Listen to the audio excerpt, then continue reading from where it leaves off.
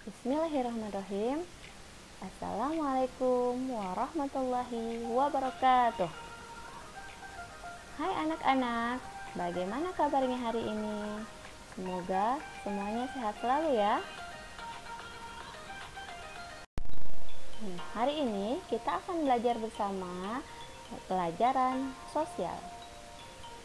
Pelajaran sosial ini adalah gabungan dari pelajaran ilmu pengetahuan sosial dan PPKN. Nah, sebelum kita memulai pelajaran, kita membahas tentang integrasi kurikulum dulu ya. Yang pertama adalah KD Dinas. Memahami konsep ruang, diantaranya lokasi, distribusi, potensi, iklim, bentuk muka bumi, geologis, flora dan fauna, dan interaksi antar ruang di Indonesia serta pengaruhnya terhadap kehidupan dalam aspek ekonomi, sosial, budaya, dan pendidikan. Yang kedua, KD khas Darut Tauhid, yaitu memahami budaya 5A, yaitu tekad yang kuat, perbanyak taubat, jauhi maksiat, tingkatkan taat, dan tebarkan manfaat. Yang ketiga adalah pilar. Pilarnya yaitu ma'rifatullah atau mengenal Allah dengan budaya atau karakter 5A, yaitu tekad yang kuat, perbanyak taubat, jauhi maksiat, tingkatkan taat, dan tebarkan manfaat. Nah, materi kali ini adalah mengenai letak dan luas Indonesia. Nah, anak-anak, sebelum kita membahas tentang letak dan luas Indonesia, kita perhatikan dulu peta Indonesia berikut ini ya. Nah, bisa kita lihat Indonesia ini negara yang sangat luas dari Sabang sampai Merauke. Nah, dengan dikelilingi lautan yang sangat luas ya. Nah, peta ini adalah peta kepadatan penduduk Indonesia tahun 2016. Dari segi penduduknya, dari kepadatan penduduknya, penduduk yang paling padat itu berada di Pulau Jawa. Nah, sampai dari 1340 sampai 15.478 jiwa per kilometer persegi ya, sangat padat. Nah, yang paling tidak padat itu adalah di Papua. Nah, kalau kita nih di Kepri, kira-kira termasuk padat enggak? Nah, kita sudah ternyata di sini dari segi warnanya kita lumayan padat juga ya, meskipun tidak sepadat di Jawa. Nah, ini adalah peta Indonesia. Nah, dalam sebuah peta itu terdapat penyusun petanya. Nah, coba di sini kita perhatikan. Yang pertama adalah garis koordinat. Apa itu garis koordinat? Garis koordinat adalah garis hayal pada peta berupa koordinat peta dalam bentuk garis lintang dan garis bujur.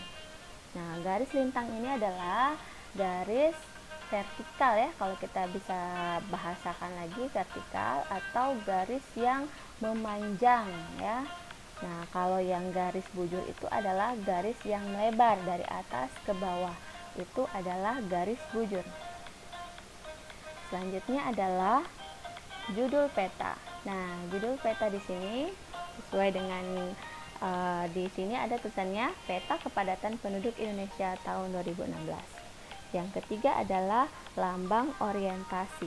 Nah, lambang orientasi ini adalah lambang yang menunjukkan bagian utara dan selatan sebuah peta. Nah, pada sebuah peta, utara biasanya ditunjukkan pada bagian atas dan selatan itu berada di bagian bawah. Kalau barat itu di sebelah kiri kita dan timur di sebelah kanan kita. Selanjutnya adalah skala peta.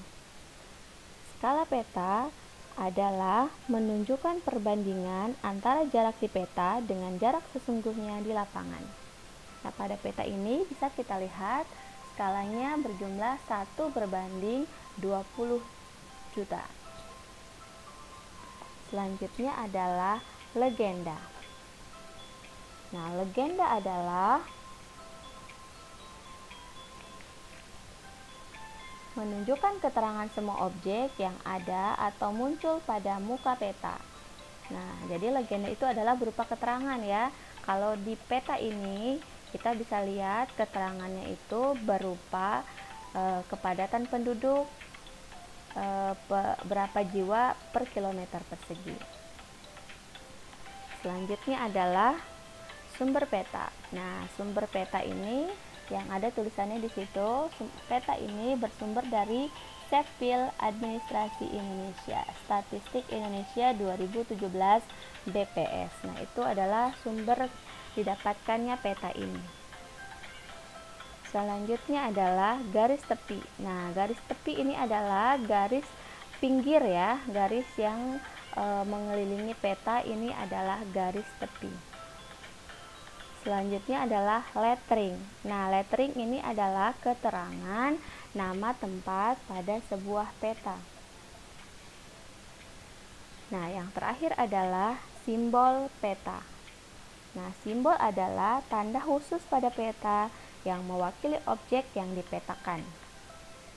Nah, sampai sini sudah paham anak-anak? Nah, jangan lupa ya, keterangan yang Ustazah sampaikan tadi dituliskan meskipun tidak Ustazah tuliskan keterangannya pada peta ini. Nah, selanjutnya, baru kita akan membahas tentang letak Indonesia. Nah, yang pertama adalah letak geografis. Mungkin Ananda sekalian sudah pernah belajar ya, kalau Indonesia letaknya di antara dua benua, yaitu benua Asia dan benua Australia. Yang kedua adalah letak astronomis. Letak astronomis Indonesia yaitu terletak antara 95 derajat bujur timur sampai 141 derajat bujur timur dan 6 derajat lintang utara sampai 11 derajat lintang selatan.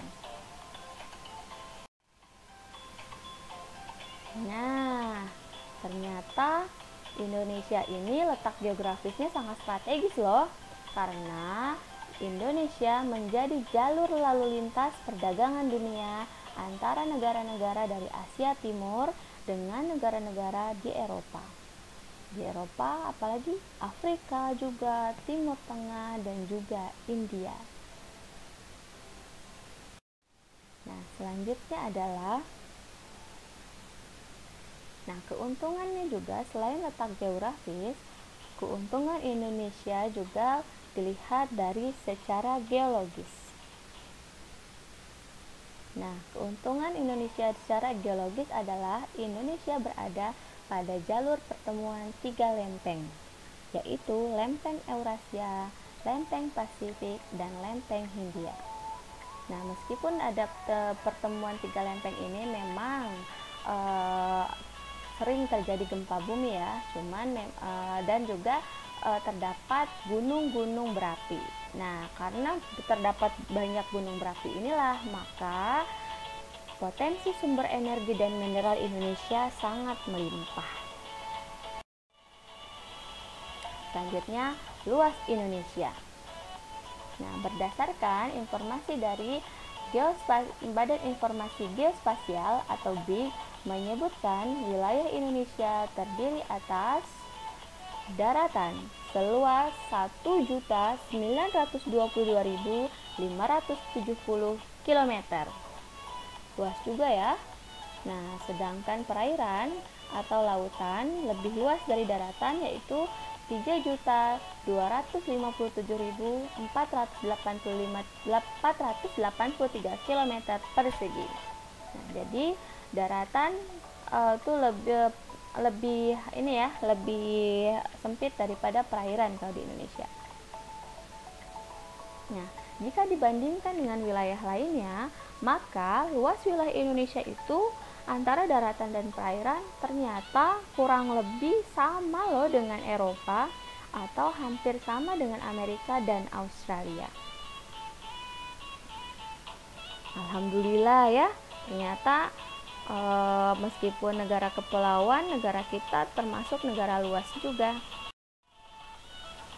Nah karena